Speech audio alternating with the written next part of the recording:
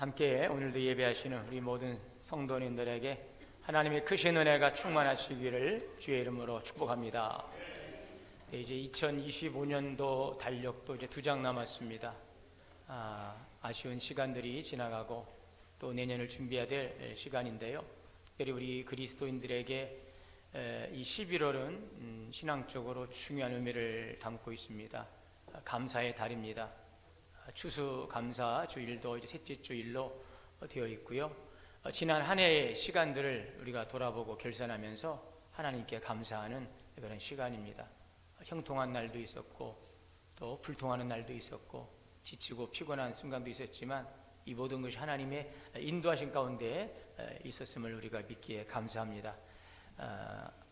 지난 시간들을 좀 돌아보면서 우리 추수감사 주일로 예배하기 전에 하나님의 은혜를 세심한 주님의 손길을 우리가 좀 느끼고 또 깨닫고 감사함으로 올 한 해를 잘 결실하여 하나님께 감사로 예배할 수 있는 우리 성도님들 되시기를 주의 이름으로 축원합니다. 여러분 행복하시죠? 네. 그럼에도 불구하고 나는 행복하지 못한 것 같습니다 라고 생각하시는 분들도 계실 테인데, 그렇다면 무엇이 나를 행복하지 못하게 하는 것일까? 자, 여러 가지가 있겠지만 그 가운데 한 가지가 아마도 남들과 비교하는 것 때문에 그러지 않나 생각을 합니다. 이 비교의식이라고 하죠. 이 비교의식이 자신을 행복하지 못하게 하는 그러한 하나의 중요한 요인인 것 같습니다. 그 베토벤이라고 하는 아주 우리 그 세계사적으로 음악사의 그 거장이 있습니다. 이 베토벤이 그 젊은 시절에 누구보다도 사람들과 비교의식에 시달렸다고 합니다. 20대 초반에 비엔나에서 이 하이든에게 그 사사를 받고 또 작곡을 배웠는데, 당시 그 유럽 음악계에는 이미 그 모차르트 이후에 천재를 기다리는 그러한 시기였다고 합니다. 그래서 사람들은 이 젊은 베토벤에게서 정말 제2의 모차르트가 될 것이다 라고 하는 큰 기대가 있었습니다.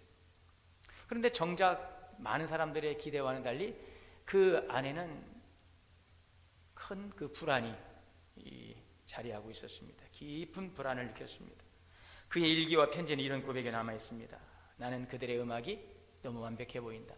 내 안에는 열정이 끓지만 그만큼 불안도 자란다.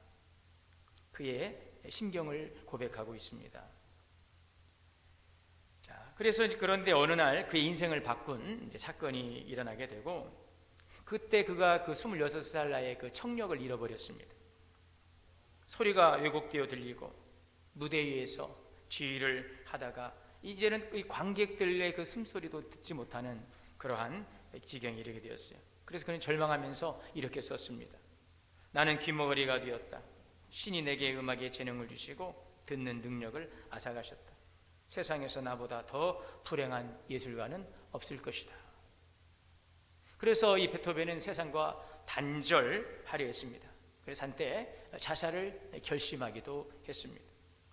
그러나 그는 다시 일어섰어요. 더 이상 그 모차르트나 그 하이든의 그 완벽한 소리를 쫓으려 하지 않고 자신 안에서 들려오는 그 내면의 소리를 붙들었습니다. 이제는 청각이 아닌 마음으로 듣는 그런 작곡가가 된 것입니다. 그때부터 그의 음악이 완전히 달라졌습니다. 우리가 잘 알고 있는 운명 교향곡이나 또 환희의 성가, 이런 곡들이 바로 이러한 고통과 절망 속에서 만들어진 작품입니다. 그는 1802년 하일리겐슈타트라고 하는 유서에서 이런 고백을 하고 있어요. 그의 신앙의 고백입니다. 오 하나님, 당신께 감사드립니다. 당신께서 제게 고통을 주셨지만 그 고통이 저를 더 강하게 하셨습니다. 여러분, 이 비교는 아주 은밀하게 우리의 마음속에 스며듭니다. 처음에는 저 사람은 참 좋겠다 라는 그 부러운 마음인데요, 그러면서 조금 더 나아가면 왜 나는 저 사람과 같지 못할까라는 이 마음으로 바뀝니다. 누군가 더 좋은 집을 사거나 더 좋은 직장을 얻거나 이 자녀가 잘 되면 참 마음으로 기쁜데, 그러면서도 우리의 마음 한구석은 아주 묘하게 쓰립니다. 기쁨이 사라지고 그 비교의식이 우리를 조입니다. 그래서 이 비교의식이 우리 마음에 자리를 잡으면 왜 나는 저 사람 같지 않을까? 라고 하는 그런 생각이 떠나지 않습니다. 남보다 이 부족하다라고 느낄 때 우리는 감사 대신에 이 불평, 원망, 열등감을 품게 됩니다. 누군가 나보다 앞서가면 그렇게 마음이 초조해질 수가 없습니다. 누군가 나보다 잘 돼가면 그렇게 나는 작아 보일 수가 없습니다. 행복을 잃어버립니다. 왜 우리가 자꾸 이렇게 비교할까요? 그래서 우리는 스스로 행복을 누리지 못할까요? 우리의 시선의 그 중심이 하나님에게 있지 않고 사람에게 있기 때문에 그렇습니다. 하나님께서 주신 그 존재의 가치를 잊어버리고 세상의 기준으로 자꾸 나를 바라보기 때문에 그렇습니다. 세상이 정한 성공의 기준, 또 인기의 그 척도, 또 재산의 크기, 학력, 지위, 이런 것들이 우리의 마음을 흔듭니다.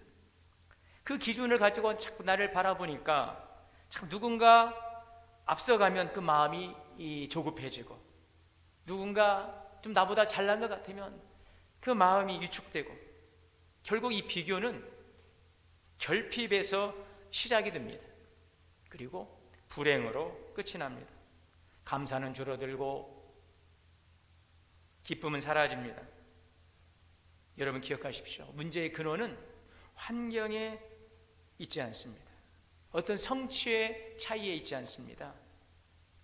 그 시선의 중심, 그 중심이 지금 잘못되어 있어요. 하나님 앞에서 내 인생을 바라볼 때 우리에게는 한량없는 하나님이 평안을 주시는 줄 믿습니다. 사람 앞에서 내 인생을 평가하기 시작하면 불안이 찾아옵니다. 남의 시선으로 호흡하고 세상의 그 기준으로 자신을 재단하며 살아갑니다. 그래서 우리가 이 비교에서 벗어나는 길은 남보다 더 잘 되려고 해서 되지 않습니다.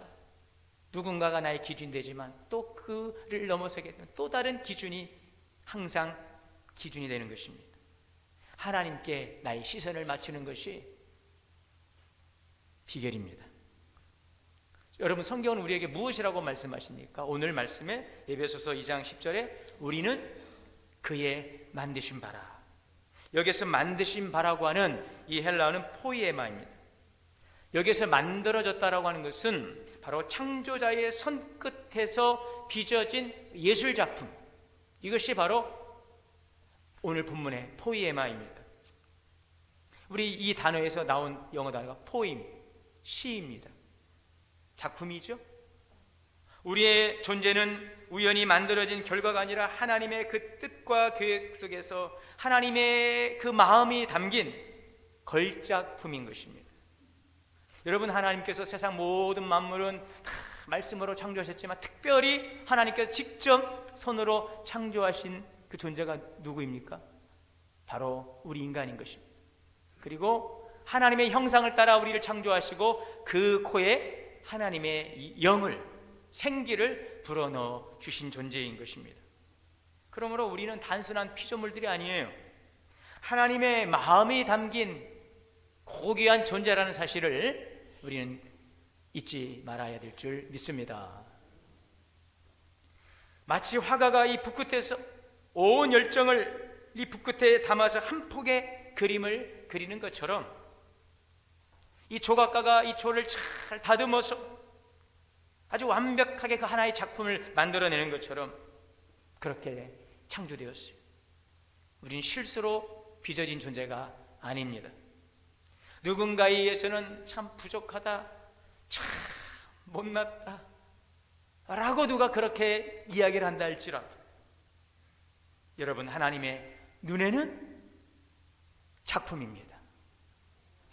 여러분, 아침마다 일어나서 거울을 보시면서 참 하나님 작품 하나 잘 만드셨습니다. 걸작품입니다. 나는 아침에 거울 보시면서 나는 하나님의 걸작입니다. 할렐루야. 좀 깜짝 좀 놀라시기를 바랍니다. 자신을 바라보면서 깜짝 놀라시고, 나는 하나님의 걸작입니다. 그렇죠? 여러분, 우리 부모의 눈에 보이는 그 자녀 여러분 보십시오. 여러분 어떻습니까? 정말 얼마나 사랑스럽습니까?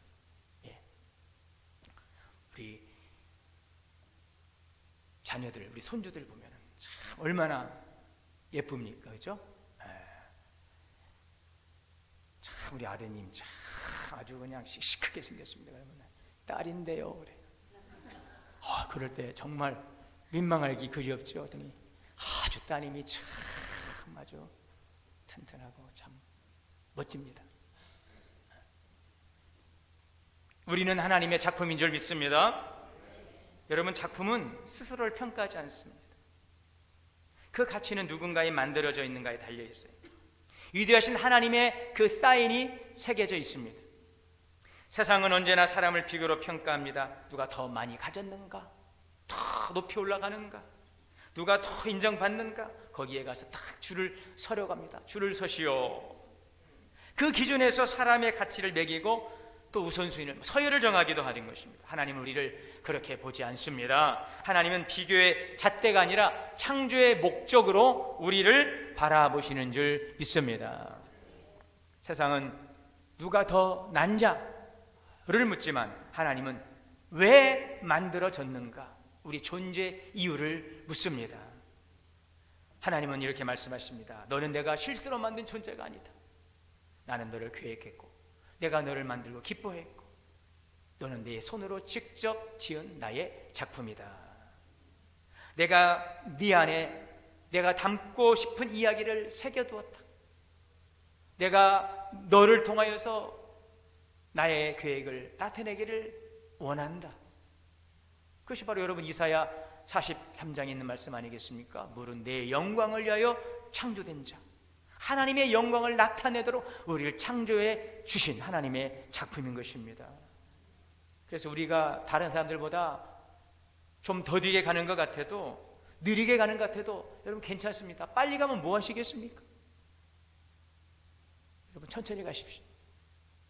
빨리 가면 뭐 하시겠습니까? 하나님은 속도보다도 방향입니다. 속도보다 의도가 있어요. 의도. 하나님의 목적이 있습니다. 방향이 있습니다. 그 방향으로 가지 않고 엉뚱한 길로 달려봐야 여러분 간만큼 손해입니다. 하나님으로 떠나서 가는 만큼 손해라니까는요. 왜 그래요? 돌아와야 되니까. 그 돌아오는 시간, 그 시간이 여러분 더 많이 걸리는 거예요. 모양이 다르고 길이 달라도 하나님의 손에 빚어진 작품들은 하나같이 존귀합니다. 너는 내가 계획하고 기뻐하며 내가 만든 작품이다. 이것이 바울이 오늘 말하고 있는 포이에마라고 하는 단어를 쓴 이유입니다.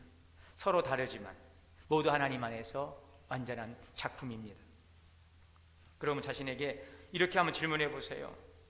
나는 여전히 지금 비교의식 속에서 내 가치를 평가하고 사람들로부터 평가받으려 하고 있지 않은가?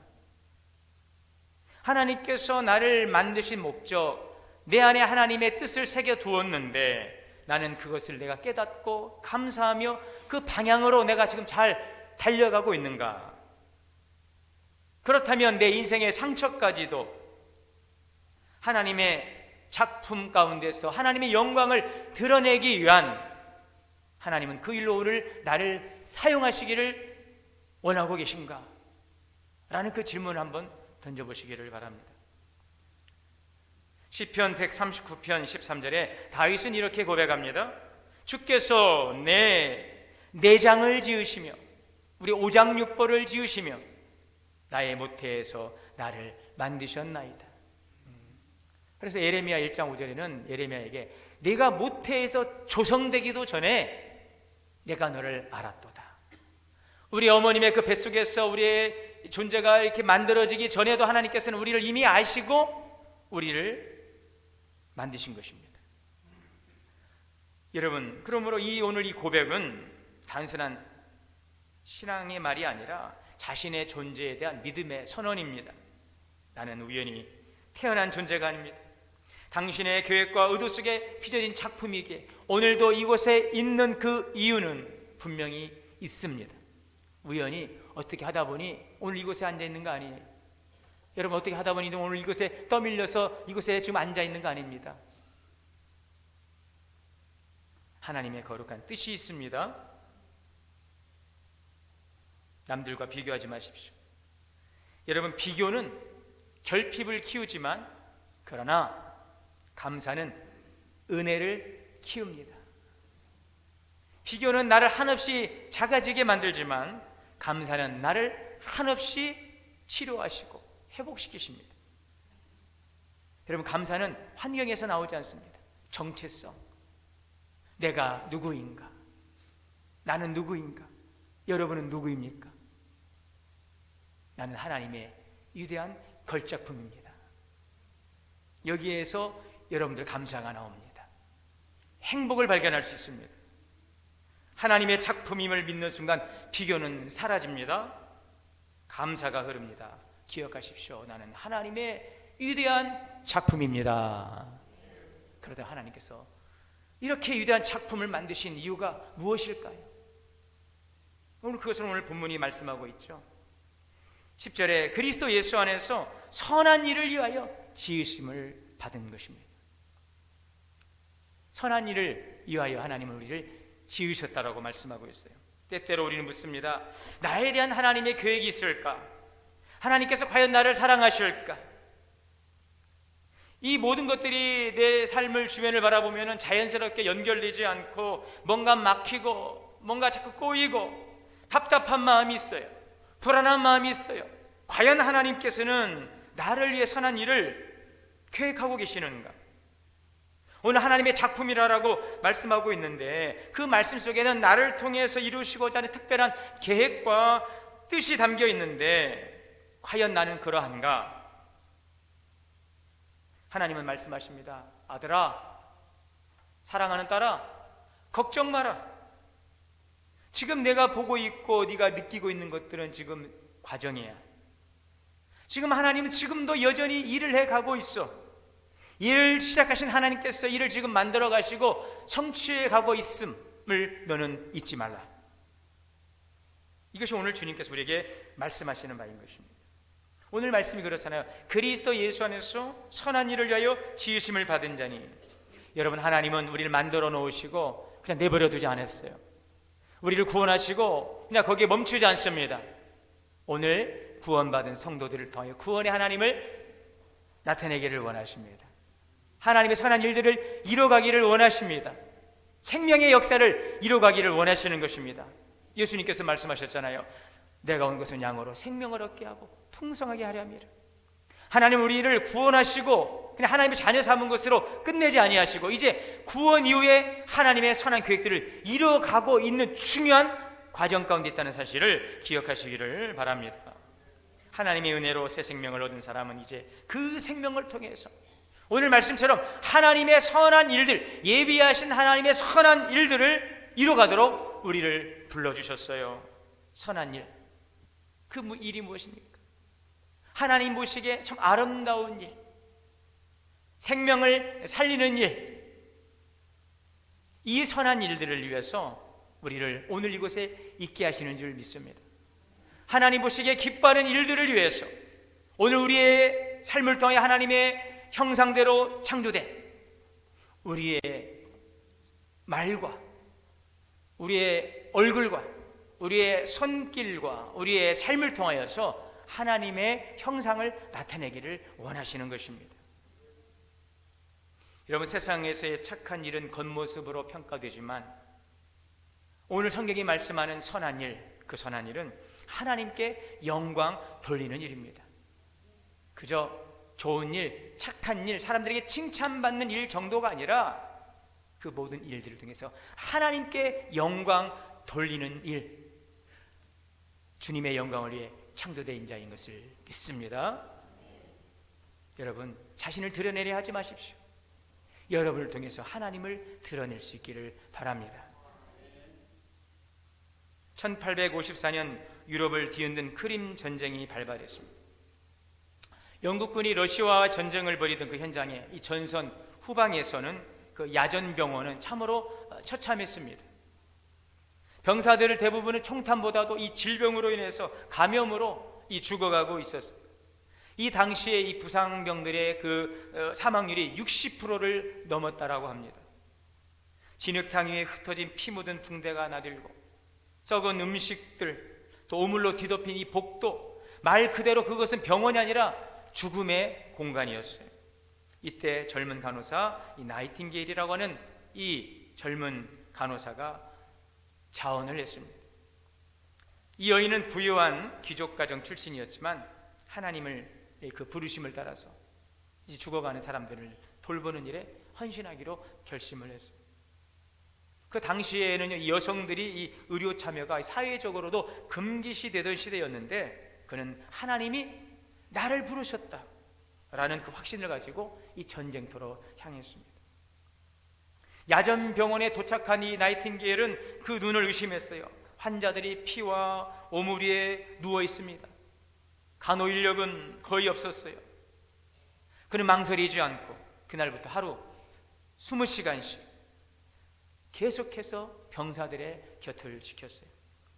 밤이 깊어 모두가 잠든 시간에도 이 작은 등불 하나를 가지고 고통 가운데 있는 병사들을 찾아다니면서 그들의 이마를 닦아주고 고열로 신음하는 그 병사들의 손을 잡고 기도해 줬습니다. 병사들은 그 불빛을 멀리서 보고 이렇게 말했다고 합니다. 저 등불이 우리를 살린다. 그녀는 천사다. 등불을 든 천사다. 이 나이팅게일의 그 헌신으로 인해서 60%에 달하던 사망률이 2%로 떨어졌다고 합니다. 이 여인의 손길이 많은 생명을 구했어요. 이 전쟁이 끝나고 나서 국왕으로부터 훈장을 받았지만 이 나이팅게일은 하나님께 영광을 돌리십시오 라고 말했다고 합니다. 그리고 그는 귀족의 삶으로 돌아가지 않고 대신 평생 병원과 위생제도를 개혁하는 일에 그의 여생을 헌신했습니다. 최초의 간호학교인 나이팅게일 간호학교를 세웠습니다. 이 학교를 통해서 수많은 수천 명의 간호사들이 배출되었고 그녀가 가진 빛의 정신, 이 빛의 정신은 오늘날 전 세계 의료 체계의 기초가 되었다고 합니다. 그는 말년에 이런 고백을 했습니다. 내 생명은 하나님께서 빛으로 사용하신 등불이었다. 나는 그 빛을 꺼트리지 않으려고 노력했을 뿐이다. 여러분, 오늘도 우리도 이런 거룩한 부름으로 부름받은 줄 믿습니다. 가정에서도 직장에서도 하나님께서 주신 이 교회에서도 우리의 맡겨진 자리마다 그분의 빛을 비출 수 있는 작은 등불이 될 수 있기를 바랍니다. 예수님도 말씀하셨어요. 마태복음 5장 16절에 너희는 세상의 빛이라 말씀하셨어요. 너희 빛이 사람 앞에 비치게 하여 그들로 너희의 착한 행실을 보고 선한 행실을 보고 하나님께 영광 돌릴 수 있는 너희들의 삶을 통하여서 하나님께 영광을 돌리도록 하라. 이것이 바로 우리를 위대한 작품으로 만드시고 우리를 통해서 이루실 하나님의 선한 일인 줄 믿습니다. 어둠을 밝히는 밝은 빛이 되십시오. 작은 등불이 되십시오. 어둠 가운데 있던 곳에 여러분들이 들어감으로 빛이 그 어두운 공간을 비출 수 있는 그러한 등불이 될 수 있기를 바랍니다. 여러분이 들어가는 곳마다 생명을 살려내는 그러한 빛이 되시기를 바랍니다. 여러분들이 가시는 곳마다 참으로 아름다운 그리스도의 향기가 진동하는 그리스도의 향기가 되시기를 바랍니다. 여러분이 가시는 곳마다 절망하고 낙심하는 자들 속에 희망을 줄 수 있는 그리스도의 편지가 되실 수 있기를 주의 이름으로 축원합니다. 이것이 여러분 작품으로서의 그 가치를 바라는 것입니다. 그 위대한 작품, 바로 이것이 하나님이 우리를 지으신 목적이며 우리가 걸어가야 될 참된 선한 길인 줄 믿습니다. 2026년도를 준비하면서 하나님, 제가 내년도 어둠을 밝히는 작은 등불처럼 생명을 살리는 작은 빛처럼 그리스도의 향기가 되고 그리스도의 편지가 되기를 원합니다. 주님의 피로 세우신 교회에서 맡겨진 사명 앞에 내가 어떠한 부름 앞에 있다 할지라도 하나님, 그 하나님의 위대한 작품으로 나를 이곳에 두게 하신 하나님의 영광을 나타내는 하나님의 사람이 되기를 원합니다. 그런 마음으로 기도하시고 그런 마음으로 내년에 여러분들을 또 임명할 때에 이제 준비되었습니다 라고 두렵고 떨리는 그 기쁨을 가지고 주님 앞에 아멘으로 나아갈 수 있기를 바랍니다. 여러분, 그런데요, 염려하지 마세요. 이 모든 일들은 하나님이 이미 다 예정하시고 예비하셨다는 사실을 기억하십시오. 오늘 10절에 보면 이 일은, 오늘 작품으로 만들고 선한 일들을 이뤄가는 일들은 하나님이 전에 예비하사 우리 가운데서 행하게 하려 하심이라 그랬어요. 여러분, 내가 결심하고 결단하고 나가려고 하는 그 다짐까지도 하나님이 이미 다 계획 중에 있습니다. 있습니까? 여러분들이 그게 계획하고 결단할 때 이미 하나님은 그 계획을 알고 계시고 계획하고 계시다는 거예요. 또 그 계획을 이뤄가기 위해서 우리가 필요한 것이 무엇인지도 하나님은 이미 알고 계실 것입니다. 알고 계시지요. 예비하시는 것입니다. 오늘 예비하셨잖아요. 그것을 우리가 이제 활용하는 거예요. 사용하는 거예요. 예비하셨다 그랬어요. 하나님은 우리의 삶을 즉흥적으로 반응하시는 분이 아니십니다. 오늘 우리가 태어나기 훨씬 전부터 하나님은 그리스도 안에서 우리의 인생을 계획하시고 준비해 두셨잖아요. 우리가 이런 다짐과 결단 속에 주 앞에 설 때에 하나님이 이미 예정하시고 예비하신 일들을 그 일들 앞에 나아가는 이들을 통해서 이루어 가실 것입니다. 그러므로 뭐가 없어서 안 되고 뭐가 없어서 안 되고 뭐가 없어서 안 되고 이런 그런 염려와 핑계는 내려놓으시기를 바랍니다. 하나님이 다 예비해 놓으셨어요. 오늘 여기에 보면 행하게 하려 하십니다라고 하는 이 말씀이 있는데요, 페리오파테오라고 하는 헬라어인데 이것은 일상적으로 살아가다, 걸어가다라는 뜻을 가지고 있어요. 우리가 가끔 선한 일을 하는 사람이 아니라 매일매일의 삶이 선하기를 원하신다는 것입니다. 특별한 이벤트가 아니라 우리의 삶의 방향이며 삶의 내용입니다. 어떤 이벤트가 아닙니다. 어떤 행사가 아닙니다. 그러나 그 이벤트를 통해서 우리가 기도하고 준비하고 계속해서 지속성을 이뤄가기 위해서 우리에게는 이벤트가 필요하죠. 무언가 중요한 행사도 필요하죠. 그러나 그것이 목적이 아니잖아요. 우리가 추수감사 찬양제를 하지요, 또 성탄잔치를 하지요, 전도축제를 하지요. 이벤트가 아닙니다. 계속해서 그것을 바라보면서 선한 일을 예비하시고 이루어가신 하나님이 우리 어떻게 일하고 계신가를 우리가 바라보고 그 일들 속에 핏된 역할을 이루어가는 오늘 그 거룩한 부름 앞에 나가도록 우리를 주님께서 자꾸 그 길로 인도해 가고 계시다는 사실인 것입니다. 여러분, 염려하지 마십시오. 오늘 말씀 속에서 바울은 그런데 이 모든 것을 따라합시다. 그리스도 예수 안에서, 그리스도 예수 안에서 라고 하는 말로 딱 묶고 있지요. 이 짧은 표현 속에는 복음의 핵심이 담겨 있습니다. 바울은 선한 일을 통해서 구원을 얻는 것이 아니라고 말합니다. 우리가 선한 일을 행할 수 있는 것은 바로 구원을 받았기 때문에 그 받은 구원의 감격과 은혜의 깨달음 속에서 이루어가는 열매이지요. 여러분, 선한 행위는 믿음의 결과입니다. 믿음의 조건이 아닙니다. 그러므로 그리스도 예수 안에 서다라고 하는 말은 그분을 단순히 믿는다는 뜻이 아니라 내가 그분 안에 거하고 그분의 생명이 내 안에 흘러 들어오는 상태, 이것이 바로 그리스도 예수 안에 있어요. 요한복음 15장 5절에 예수님 뭐라고 말씀하세요? 포도나무, 나는 포도나무요 너희는 가지라. 너희가 내 안에 있으면 많은 열매를 맺느니라. 우리가 하는 것이 아닙니다. 우리가 작품으로 창조되고 선한 일을 위하여 부름받고 하나님께서 우리를 기대하시지만 이 모든 일들은 예수 안에서, 그리스도 예수 안에서 우리가 주님과 연합되어질 때에 주님이 이루실 일들이지요. 우리의 결심만 가지고 되는 일이 아니라, 의지의 산물이 아니라, 여러분, 우리의 결심과 의지도 오래 갈 수가 없어요. 진정한 선은 그리스도께서 내 안에서 역사하실 때인 줄 믿습니다. 빌립보서 2장 13절의 말씀에 너희 안에서 행하시는 이는 하나님이시니 당신의 기쁘신 뜻을 위하여 너에게 소원을 두고 행하게 하시나이다. 자, 그리스도 예수 안에서 우리의 기쁘신 뜻을 주시고 그 소원을 주시고 그 일들을 이루어갈 수 있는 모든 것들이 그리스도 예수 안에 있음을 믿습니다. 내게 능력 주시는 자 안에서 내가 모든 것을 할 수 있느니라 그랬어요.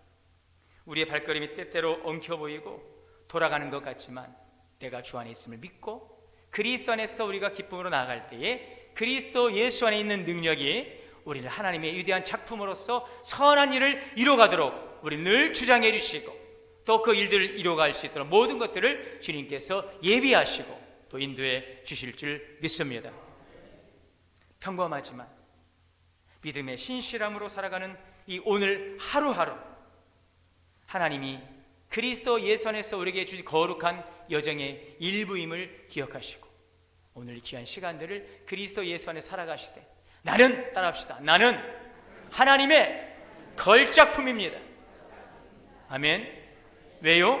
선한 일을 이루어가도록 나를 창조해 주신 줄 믿습니다. 이 모든 일들은 나의 능력이 아닌 그리스도 예수 안에서 이미 예정되고 진행되고 성취될 것을 믿습니다. 이런 믿음으로 감사하며 그리스도 안에서 승리하는 삶을 살아가는 우리 모든 성도들 되시기를 주의 이름으로 축원합니다. 사랑과 은혜의 주님, 오늘 하나님의 위대한 작품으로 우리를 창조하시고 선한 일을 위해서 우리에게 말씀하시고 인도하시니 감사합니다. 이 모든 일들 예수 그리스도 안에서 이루어져가는 주님의 일들 가운데 오늘도 하나님 우리를 사용하여 주시고 하나님의 영광을 나타내 주시고 존귀한 주님의 자녀로서 하나님 거룩한 영광을 나타내며 행복한 삶의 여정을 살아가는 우리 모두 되게 하여 주옵소서. 예수님의 이름으로 기도하옵나이다.